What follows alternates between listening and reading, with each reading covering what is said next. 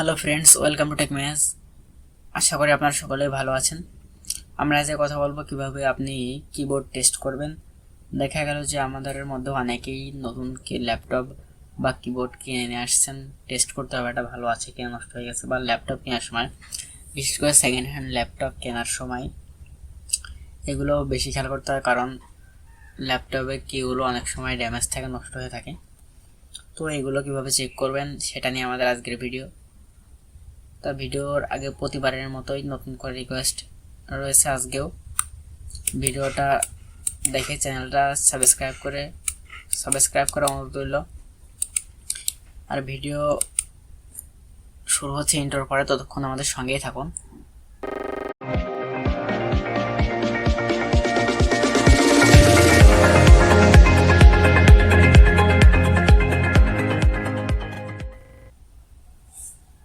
তো প্রথমেই আমাদেরকে নেট কানেকশন অন করতে হবে, যেহেতু আমরা এটা অনলাইনের মাধ্যমে কাজ করব। তো আমি আমার নেট কানেকশনটা অন করছি, দেখেন।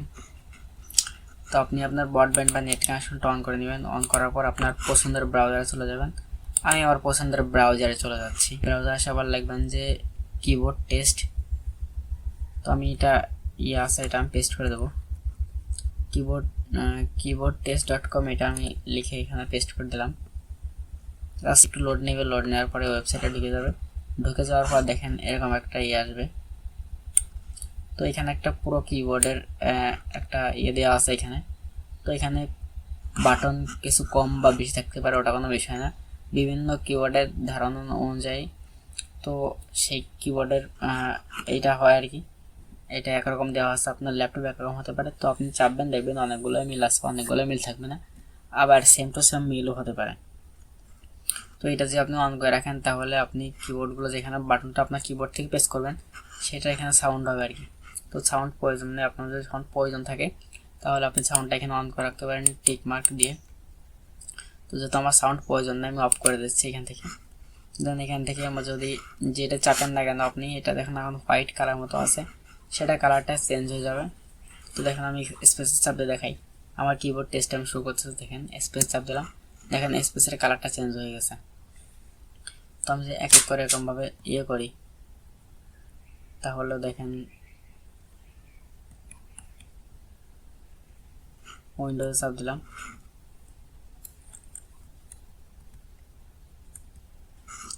ল্যাপটপে একটা ফাংশনাল কি হিসাবে কাজ করে এটা এপন। তো ওয়াল্টার চাপলাম, দেখেন। তো এখানে আমি এক এক করে চাপতেছি সব।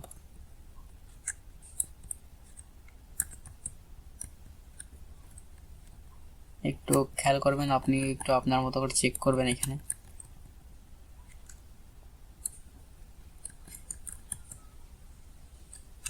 তো আশা করি আপনাদের মতো এখানে সব বাটন আপনারা পেয়ে যাবেন। একটা দুইভাবে চাপলে দেখেন যে এটা হাইলাইটের মতো হবে।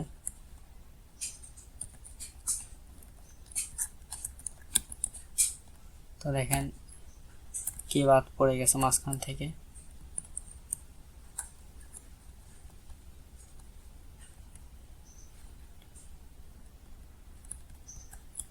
তো আমি আমার মতো করে একটা করে চাপতেছি, দেখেন সবগুলোই আমার মোটামুটি ঠিক আছে। জাস্ট আমি আপনাদেরকে দেখানোর উদ্দেশ্যে ভিডিওটা তৈরি করতেছি। দেখেন এগুলো নাম্বারিং কিগুলো এক এক করে সব ঠিক আছে। তো জাস্ট এগুলো এটা চাপ দিলাম আমি।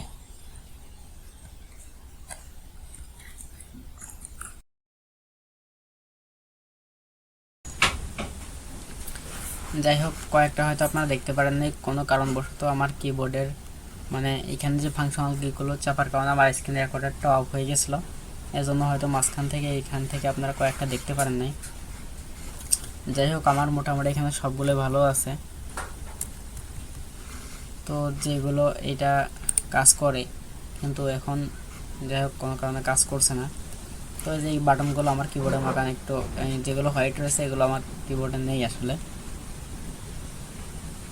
তো আপনারা দেখবেন আপনাদের কিবোর্ডে আশা করি সব বাটনগুলোই পাবেন। আমাদের আজকের ভিডিও আমরা এখানেই শেষ করছি। সকলকে ধন্যবাদ আমাদের ভিডিওটা দেখার জন্য। আর গত ভিডিও আমরা একটা আপলোড দিয়েছিলাম, তো আপলোড দেওয়ার কারণে ওইটা কপিরাইট কমিউনিটি গাইডলাইন স্ট্রাইক আসছে। তো সবাই আমাদের চ্যানেলে পাশে থাকবেন এবং খুব শীঘ্রই আমরা গিভওয়ে পার্টিসিপেটের আয়োজন করতেছি। সকলকে ধন্যবাদ। আজকের ভিডিও এখানে শেষ করছি।